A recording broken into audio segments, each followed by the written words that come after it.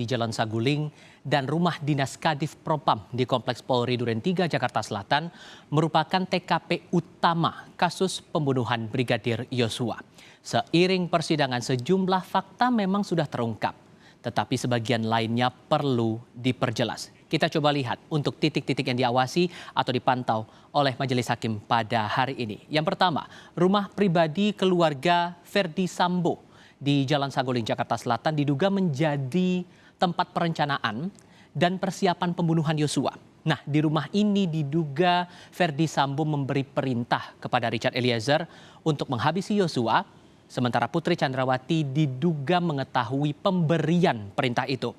Meski sejumlah fakta sudah terungkap dalam persidangan, pemeriksaan oleh hakim hari ini akan memastikan keterlibatan dan peran kelima terdakwa sebelum pembunuhan Yosua terjadi.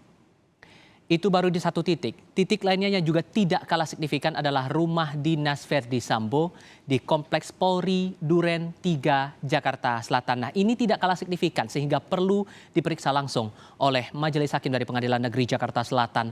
Selain mengungkap rekaman CCTV kedatangan para terdakwa di rumah ini, hakim berkepentingan untuk memastikan posisi Putri saat Yosua ditembak. Apakah ia mengetahui atau tidak?